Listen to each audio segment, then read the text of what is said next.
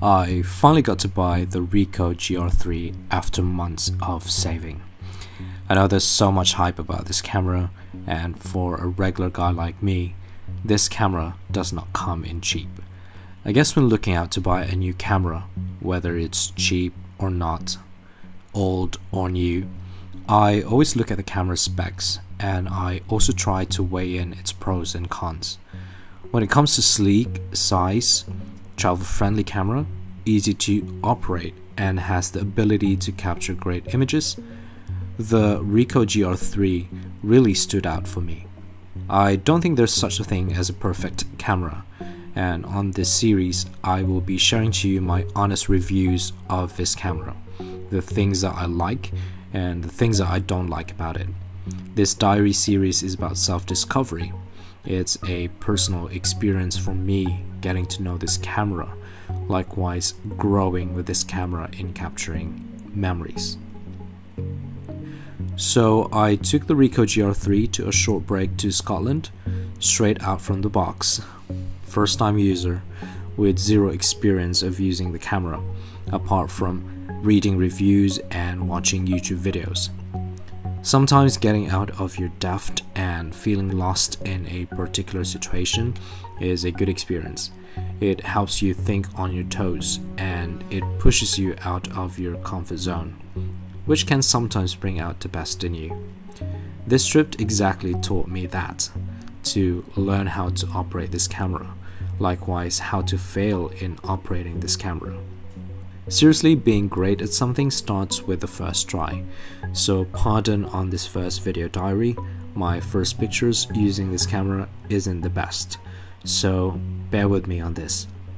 On this trip, we only had 3 nights in total to maximize our trip, so we decided to explore the Highlands first and left Edinburgh on our last day, which kind of makes more sense since we can easily fly back home from Edinburgh to London on our last day. On this journey, the long hour of driving definitely is not a pleasant one. But one thing that really stood out for me on this journey is how incredible the scenery is.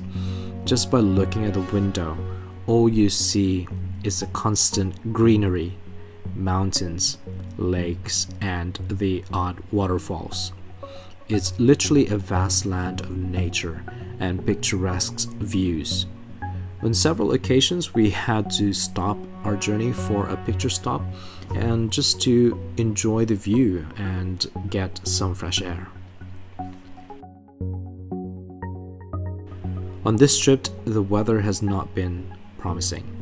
While we hope for all nice weather and lovely sunshine, apparently in Scotland it's not always the case.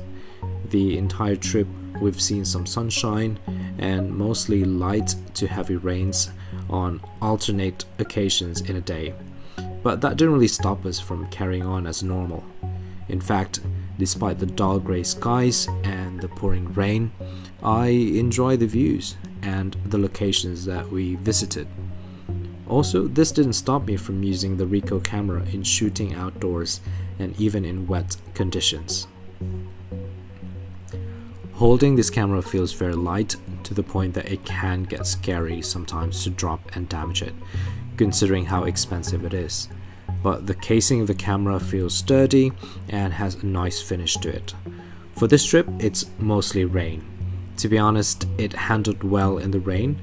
It's easy to wipe the raindrops out of the camera. However, I had to keep a close eye on the lens to protect it from getting wet. The feature of the camera that really stood out for me are the image control, namely color negative, positive, and some black and white. I like how flexible it can be when it comes to shifting from one setting to another using the U1, U2, U3 settings.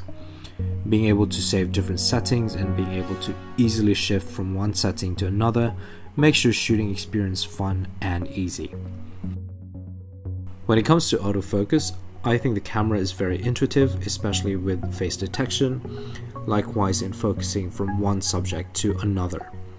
There's a bit of a 1 second time for it to shift from one focus to another, as you can see on the video here. This camera not only takes pictures, but also has the capability to take videos. So far, I have not heard of any good reviews about this camera when it comes to its video features. This camera is capable of shooting in Full HD in 60, 30 and 24 frames per second. It also allows you to apply the image control filters to your images. When shooting in low lighting situation, you can really tell from the image how much it's compensating.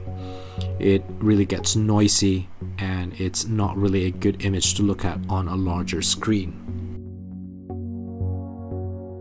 When it comes to battery life, I guess it's okay, but if you're shooting for a heavy use or longer shoot, you probably need to have a spare one. The battery life, I'd say 30 minutes to 1 hour if you're shooting constant with pictures and videos, but if you're shooting with less heavy use, it can pretty much last you a day on the condition that you turn it on and then you turn it off and then you give it a rest and then you turn it on again if you want to take some pictures, and then you cycle through between turning on and having a good rest. Again, using the camera on for about 5 to 10 minutes, you can really feel the camera heating up when you hold it in your hands. Overall, I enjoy using the camera. I do think the images are great, although I need to practice more on how to perfect my shots using this camera, but I bought this camera mainly for light travel and to take pictures, which mainly suits me for what I needed it to be. Buying the RICOH GR3, there's a reason for it that can be different and can be very personal to different people. For me, a camera is a companion, an equipment friend that can help me create and capture memories. It's a journey of getting accustomed to it and learning to fail and succeed with it. Whatever images we capture, be it on sunny or rainy days, whether the images are good or not, it is there and we are here to use it to satisfy our creative freedom and to be just ourselves.